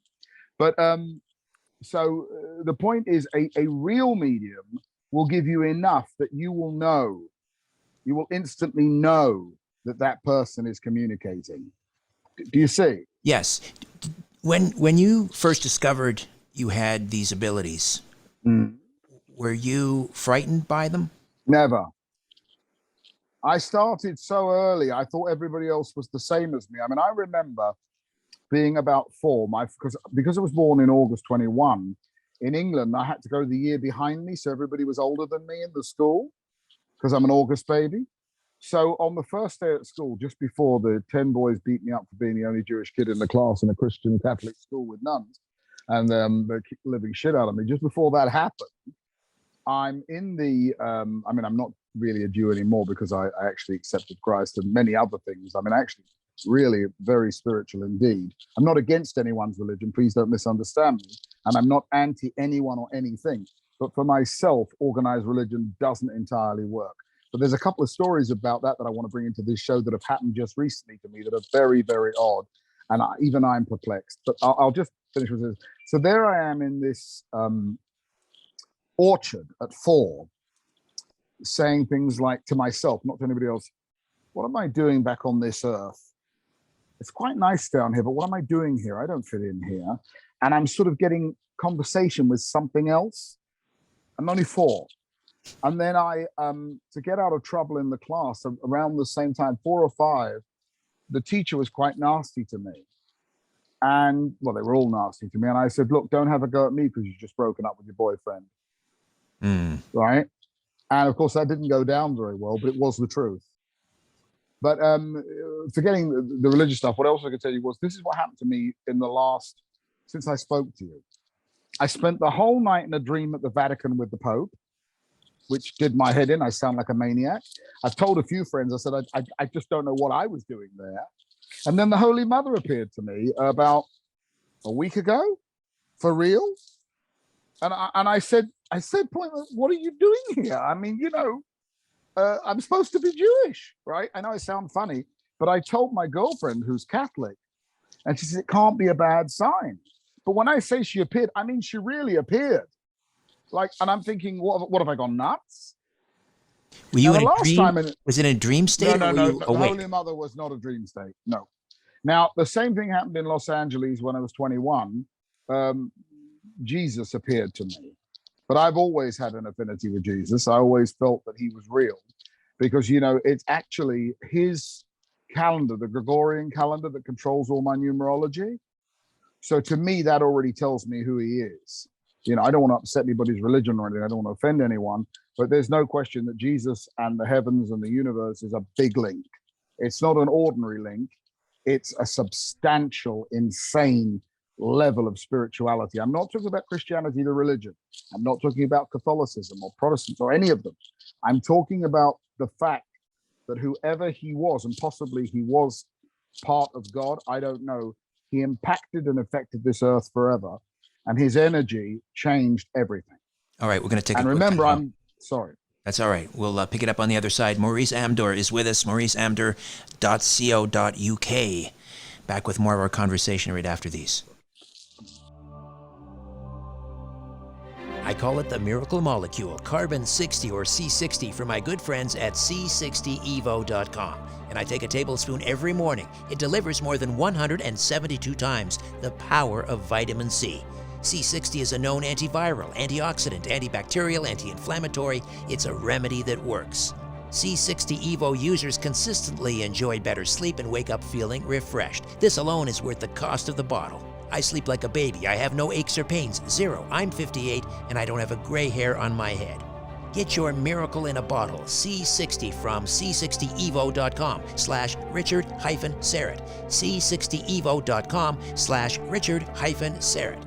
Use the coupon code EVRS at checkout and save an additional 10%. This statement has not been evaluated by the FDA. This product is not intended to diagnose, treat, cure, or prevent any disease. If you have a medical concern, please contact your healthcare provider.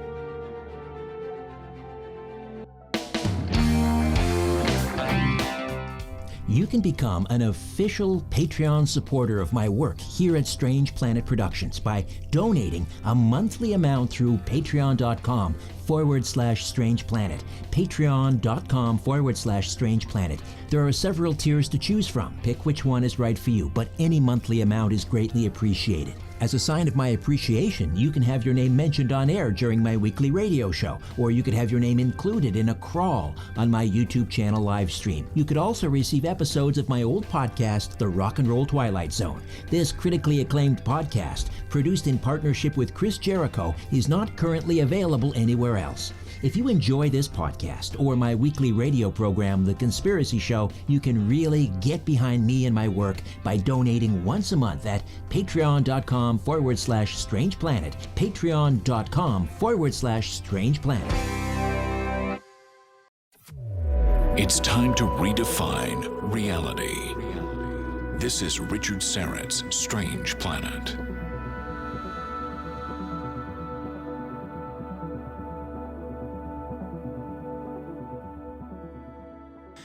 Medium, clairvoyant, psychic, numerology expert, astrologer Maurice Amdur is with us. You were talking about having vision. I've had of Christ, a number Mother Mary. Yeah, right, let me finish. The vision of Christ happened twice, once at 18 in the middle of an operation where I woke up. I had to have a very nasty surgery at 18. I also had an operation when I was a child. And I told my mother, who worked on me. I was only 3 or 4. And I told my mother who worked on me and where she was while I was having the surgery. And she didn't want to hear it, but it was all true. I went out my body and watched everybody else, what they're doing. That was when I was about 4. When I was 18, I was extremely unwell in hospital. And I said, as I was talking to God there, I didn't think it was fair to pull me out before I'd lived, right? And the next thing I knew, I had a smiling Jesus, but he wasn't 6'2" blonde with blue eyes. He was the real Jesus, who was about 5'7" with dark hair and big brown eyes with a dark skin. Let's get real, Jesus was not blonde. It's not possible, But anyway, he smiled, he laid hands on me. And after that, my psychic skills, when I got better, went through the roof. But just recently, I've had this business with the Holy Mother appearing twice. And I told my Catholic girlfriend, that this is happening. But now the Pope dream is a year ago, 6 months ago. And that was amazing because I have an awful lot of respect for the Pope. I don't like the way the Catholic Church deals with their finances because they should be a little more generous, allowing for what they have control over, just like the Jews, the Muslims, everybody. So don't think I'm having a go at any individual domination. I'm not that guy. I respect everyone. Good luck. In fact, like some other celebs in their time, I actually wear a Magen David, a cross, a Catholic cross, an Ankh. I'll put them all on when I can. I don't care. far as I'm concerned, they're all good. But the point is that, yeah, she's appeared twice, and I don't know what it means. I really don't know what it means. And I even told my mother, who's a relatively religious Jew, and she said, well, it can't be a bad thing. Those were her words. It can't be a bad thing. And of course, the other thing that I blew my Catholic girlfriend away with, this is really quite funny. I said, of course, you do know that Mary and Jesus were Jews. She said, what do you mean? I said, well, he was a rabbi in a Jewish household. His mother was a Jew. So when I told her this, she said, well, I wasn't told that. I said, well, of course it's the truth. It wasn't me making it up. You know, not everybody was Jewish forever, but at that particular point in time, a lot of people were. Of course, the Jews, there were other religions before. Judaism is about 5,500 years old. Christianity is 2020. The Muslims are about 14 to 1,600 years old. But of course, there were many other.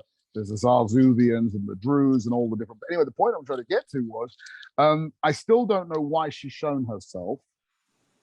But I have felt very, very positive about a lot of things over the last couple of weeks since she appeared. Well, it's not a specific. Yeah. I just have a different energy level. Well, we could all use a different energy level because right now, things for a lot of people looking pretty bleak. I mean, you see what is happening the world over. You're seeing farmers revolting in the Netherlands. You're seeing Sri Lanka has toppled their government. You're seeing the same thing in places like Spain, recently in Ecuador, Guatemala, Panama, uprisings in Italy, the world over, rebelling against. I don't know what it is. Well, I can tell world you order. What's going on? No. Let's make it real simple. Let's go biblical for a second. It's obvious that the devil has domain over planet Earth, and that man is buying into that negativity. The only way out is a return to good values. I'm not talking about Jewish, Christian, Muslim, anything.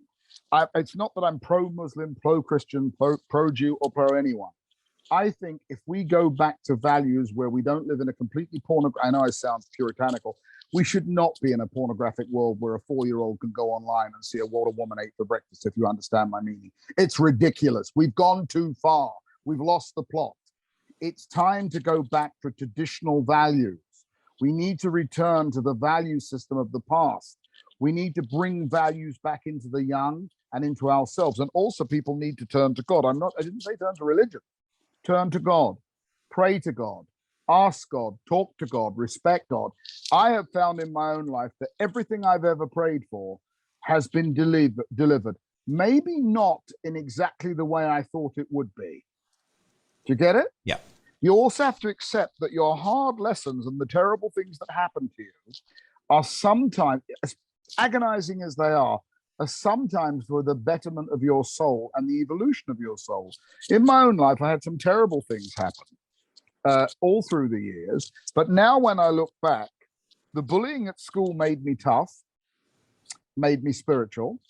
The other different things, terrible things that happened at different points. I had a girlfriend of 24 and a half die in my arms that I was madly in love with, been going out with for 5 years.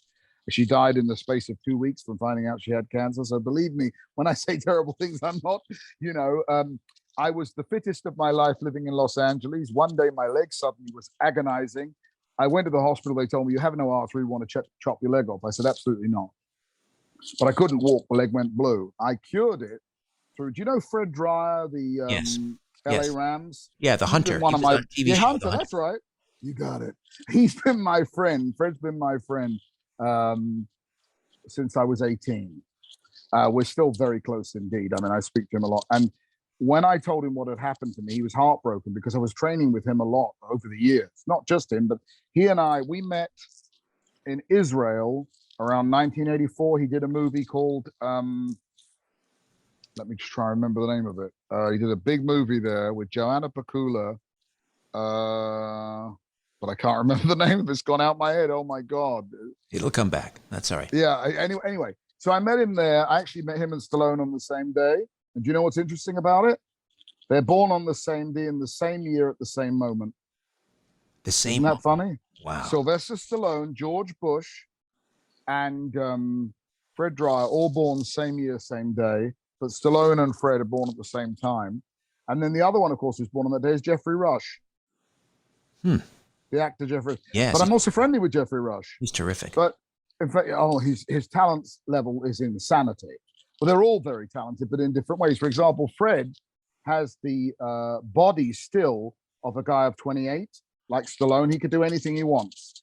I mean, he says he couldn't play pro football, but I've seen him in the gym, and I can't believe what it. Anyway, here's what happened to finish the story. So there I am. The doctors want to chop my leg off. Fred says, I'll speak to the head of the NFL. We'll find something. We'll fix you. I thought he's mad because every doctor, I went St. John's, I went to St. John's, the one in Beverly Hills, Cedar Sinai. I went to the one in, I was living in LA. I went to the one on the corner there in Westwood, UCLA Medical Center. Now, all the vascular surgeon wanted to do was chop off my leg. But I was getting a message in my mind that this will make you strong, not break you. And no, you don't have to cut your leg off. So I refused. Anyway, within 3 days, Fred Dreyer got the head of the NFL to send me a substance. This is good for your listeners, called Padma, P-A-D, Carcosian, or Padma Basic, or Padma 28. They're all the same thing, P-A-D-M-A. Now, this is a 4,500-year-old Tibetan formula. And when you take it, if you have any kind of peripheral circulatory problem, like if you've got diabetes and you can't walk, the symptoms go away. If you have any kind of intermittent claudication or a loss of an artery, it will build up your secondary circulation. If you have problems breathing, it will help you breathe. Now, of course, Big Pharma don't want you to know that, but it works, and it doesn't work a little. So the day before I got it, I couldn't go from my bed to the restroom without dragging the leg in agony. 3 days after I'm taking Padma, I'm able to walk about 300 feet. Within 3 weeks, a mile. Now 10 without stopping on a leg that has no artery because I have peripheral circulation. That's 21 years ago, Fred Dreyer saved my leg. Wow. You mentioned But he's an amazing guy anyway, because he has an advanced knowledge, which I now have too, of fitness and nutrition. He's worked on that his whole life. That's why, even though he has gray hair and in the face, obviously, he's a man of 76, his body is like an athlete would want to be at 28. Remarkable. You mentioned Stallone and Fred born at the same time. They are. Similar same body day, types. Same year. Well, they are. Of course, Fred is 6'7" in his stocking feet, and I wouldn't put Stallone at more than about 5'8" in his stocking feet. But Stallone's body is incredible. He lives his life as if he was in his 20s or 30s, not 76. I mean, I've been around him, and trust me, he is as fit as he looks in the movies. It's no joke. But the point is, it has to do with your birth date, right? I've never met a July 6th person who wasn't in killer shape. Even George Bush, the ex-president, was in killer shape, running all the time. He's still in good shape. People born on July 6th tend to be incredibly fit. I've never, of the 50 or 60 people I've met, July 6th, they're all in killer shape. So it's like Clint Eastwood's birthday, May 31. I've never met a May 31 person that didn't have longevity. However, around that time, it won't be happening to Clint Eastwood, but around that section of Gemini, there's a lot of assassination. You know, JFK, Bobby Kennedy, Marilyn. Mind you, of course, they had her killed, so they got what they deserved. Right. All right, we're going to take another time out. Maurice Amdur stays with us. Check out his website, mauriceamdur.co.uk. You can also book a reading with Maurice. His contact information is right there. Back with more in a moment. Stay with us. In times of economic uncertainty and chaos, your money means nothing. You may not even be able to get it from your bank or ATM. And the money you do have in the stock market will go down and down. What you can bank on is gold and silver. Gold and silver have been a reliable and trusted form of currency for thousands of years. Gold and silver have never been worth zero, and typically gold holds its value during economic turmoil. Call the Gold Hotline now and learn how to protect your money and your assets with gold and silver. And learn how to set up a new IRA or roll over your current one into a gold-backed IRA. Protect your money from the next market crash with gold and silver. Call now for your free gold guide. 800-461-9694. 800-461-9694. 800-461-9694. That's 800-461-9694. Do you owe the IRS $10,000 or more in back taxes? Are you being audited or investigated? Has the IRS sent you a letter demanding payment? You may not owe what they claim. Make this free call to the tax doctor now. Let them negotiate with the IRS on your behalf. 800-626-4512. 800-626-4512. That's 800-626-4512. If you're a diabetic, we have great news. You can end the painful finger sticks with a new CGM. Plus, they may be covered by Medicare, Medicaid, or private insurance. If you test and inject daily, you may qualify. Call US Med now to learn more. 800-817-2974. 800-817-2974. 800-817-2974. That's 800-817-2974. As you're staring up at the night sky, ever wonder who's staring back? You're listening to Richard Syrett's Strange Planet.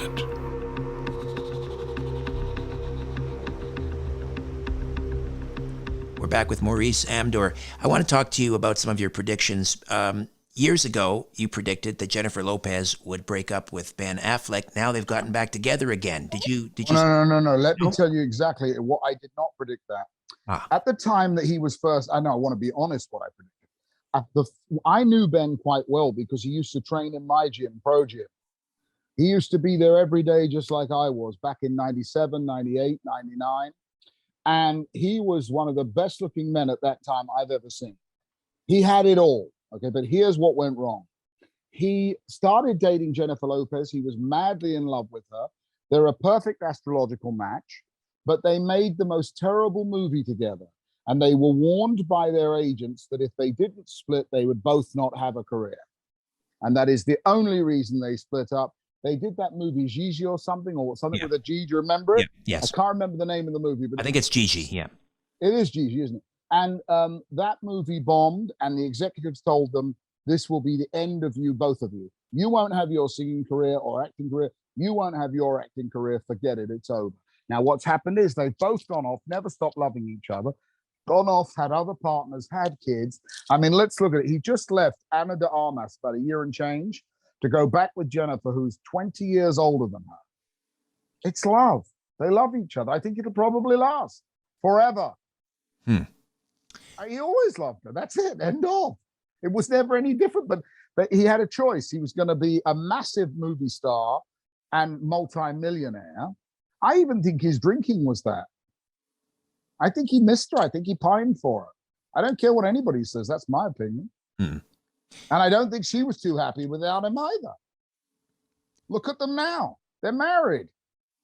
When we were on Coast to Coast, you told me that because you also predicted that, who would be the next James Bond. You predicted that Craig would be the next Daniel James Craig, Bond. Yes, I did. But you were that was also, back in 2004, 2005, yes. You also, you tried out for James Bond, right? No. What happened was in the early 1980s, they cast me. In the mid-90s, but what happened was it went wrong. But there were a few issues. What happened actually was my mother, of all people, took my photographs in and got me an audition. Not my agent, my mother.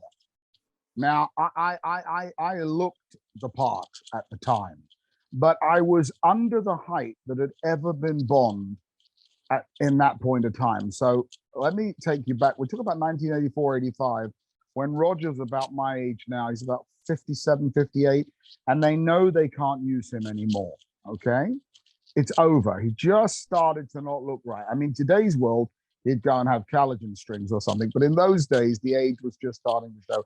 I loved him, by the way. He was a client of mine, an adorable, wonderful humanitarian, a funny, self-deprecating, amazing man, incredibly good looking and quite tall.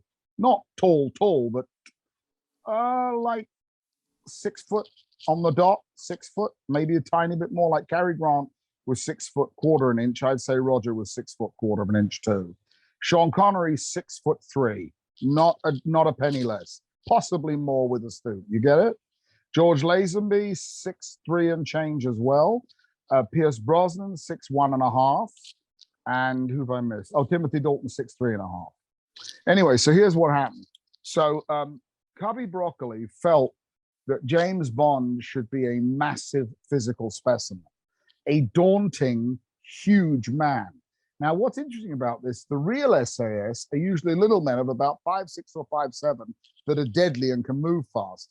But when Sean went to his audition, the way he moved and the way he spoke was so dominant that they looked out of the window and said to each other, this is written up, that they could hear his nuts clang. He was so masculine. And the wife said to them, if you don't cast him, you'll never find another animal like that, you know, a real human animal. Anyway, when I went in, I'm 5'10 and a half, 5'10 and 3/4, not more. And I mean, I was wearing shoes, but you still don't hit anywhere near 6 feet, not really. So they loved my pictures. They had me tested. They filmed me. Everything was great. I really did look the part because I looked at that time a combination of Sean and Roger in a milkshake, because I had the hairy chest, but I had the quiff that Roger had. And see, now I'm a much older guy, but then I was super slim, ripped all over. I mean, I can send you pictures from it. Oh, I'm looking at the picture on your website. I'm looking on the picture on your website. Which one's that? Which one have you got there? Yeah, but that's now. That's recent. Oh, okay. The one in the black shirt. The one in the black shirt. Yes. I'm 57 years old in that picture. Oh, wow. Okay. Yeah. No, that's not old. No, I'm talking about when I'm 24, 25. See, what they were going to do, they were going to do at that point what they did in Casino Royale. Anyway, so what happened was the lady that was all involved with me was, let me try and remember her name.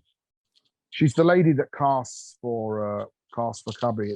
It's so long ago, it's hard. Well, while you're thinking of that, we're going to take a quick time out. Okay, sorry. Back, that's all right.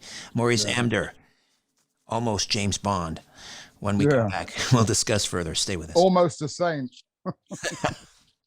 If you're living with diabetes and using insulin, you know the pain of pricking your fingers over and over again. Ouch! Well, by wearing a small remote device called a continuous glucose monitor, or CGM, you can reduce the pain of pricking your fingers. If you administer insulin 3 or more times per day or use an insulin pump, call now and learn how a CGM can help you. Painless. No more pricking my finger. No finger pricks. Convenience. They delivered it free and they took care of all the paperwork. You can reduce pain right away. Plus, it's accurate, easy to use, and helps you spend more time in range. And if you have insurance, you can get a new CGM at little or no out-of-pocket cost. Call now and get free shipping of your new CGM. Plus, we'll bill your insurance for you. 800-817-2974. 800-817-2974. 800-817-2974. That's 800-817-2974. The truth will set you free. But first, it will really tick you off. Welcome back to Richard Syrett's Strange Planet.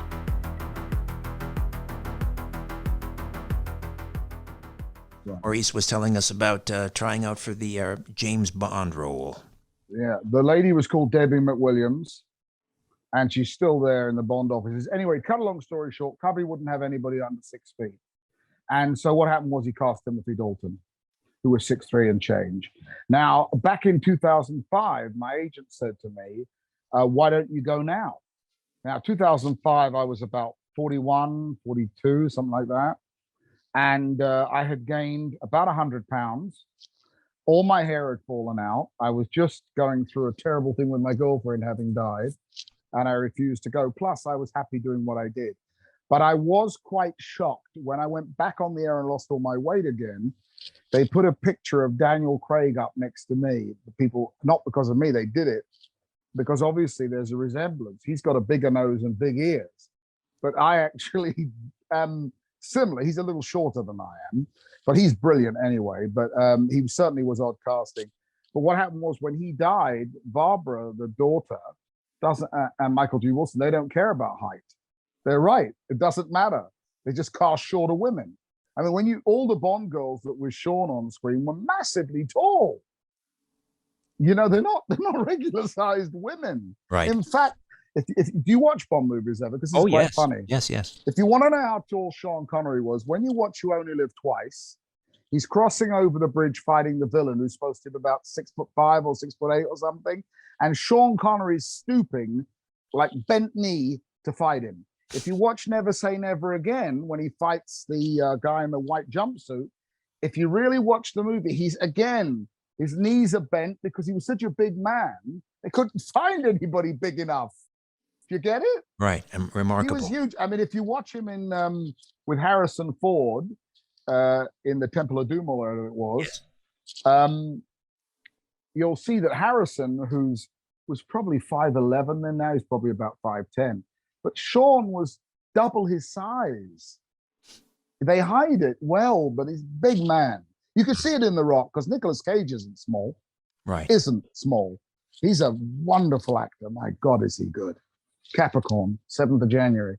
I everything he's ever in is just insanely good. You know. What about? But of course, that was a Capricorn Virgo thing. Sorry. I'm a Capricorn. Typically, yeah. Like on the 12th of January. 12th of January. Yes. Yeah. Great Yeah, memory. yeah. No, I log people. What happens is when I read for someone. Now, you share your birthday with two of the biggest TV presenter stars in England that ever were. Des O'Connor, who actually did a show in America as well, 12th of January. He only died recently and he was not young. And Michael Aspel, who's still alive. They were our two biggest chat show hosts, both January 12. Cary Grant was a Capricorn as well. I love Cary Grant. Right. So physically, yes. January 12 people, is there a similarity if I were to meet someone else? Yes, I would share with you. Yeah, when we go January 12th, both of those guys resemble you. January 12 people are never that tall, but they're slim and nicely formed. I would say, what are you, 5'10"? 5'8". See what I mean? They're never that tall. Nope. Did you get it? I've never met one that was that tall. Des O'Connor was about 5'9", Michael Aspel about 5'8". How does it work that way? I don't know why that. Look, I know genetics are in the biological world, but I have observed that people born on the same day tend to have some similar features. Now, it's going to sound crazy, but that director, Tim Burton, yes, he's got the same birthday as Sean Connery, and he's not that tall, but he's extremely powerful. There's another one, the guy who wrote West Side Story. He's the 25th of August as well. I can't think of his name, though. My brain, because for me, it's like 2 a.m, so I'm a little bit off my case. But what I was going to get to was birth dates and people born on them resemble one another without question. Maybe their height and build will be slightly different, but certain specific characteristics will always shine out the astrology of a person without question.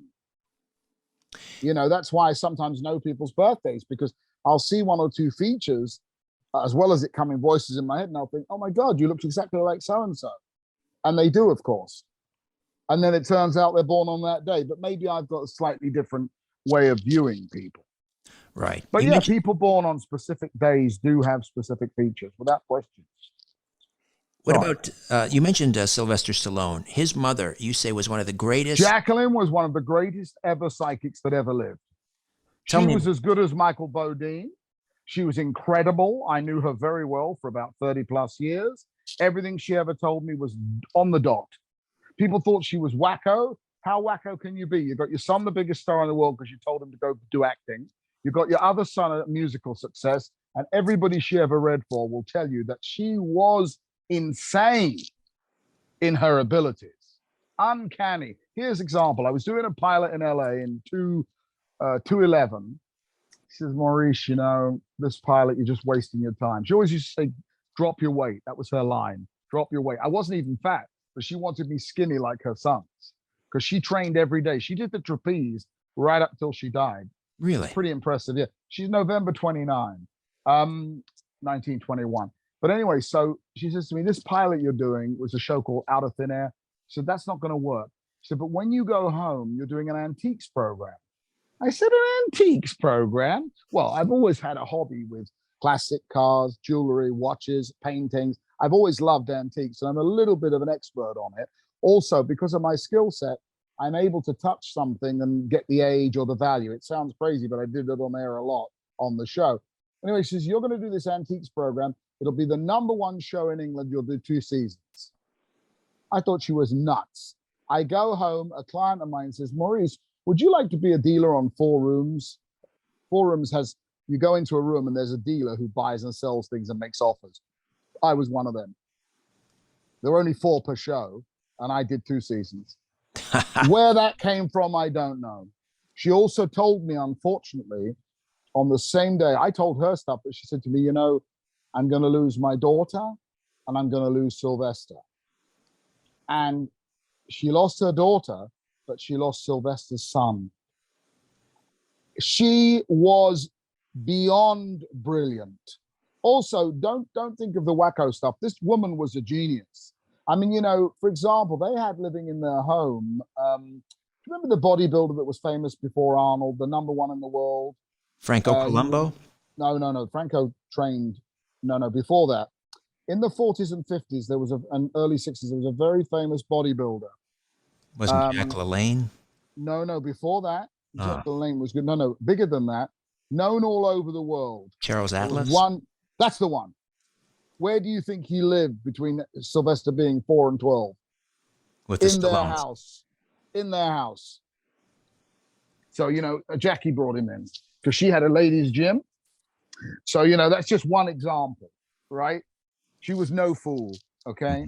Obviously, she didn't have the same level of notoriety or God-given destiny but I mean, even Sylvester Stallone is a brilliant healer, psychic. He can see people's fortunes. He just doesn't do that, but he can. Don't underestimate his abilities. How do people? They're not normal. How do people connect with you to get a personal reading? They just go on my website and they can email me. They can call me. Sometimes the phone's on. If it's not on, they just leave a message.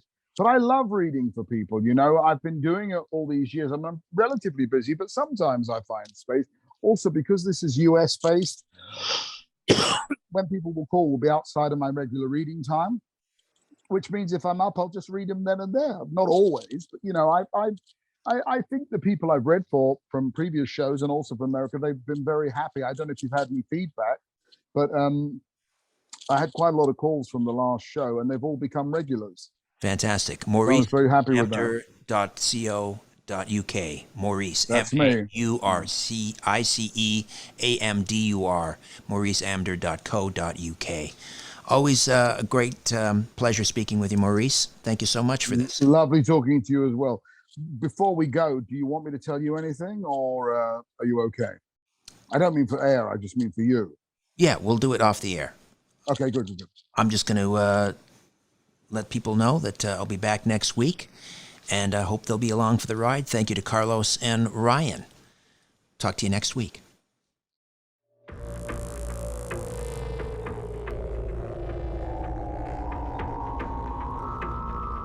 A new Richard Syrett's Strange Planet drops every Monday, Wednesday, and Friday.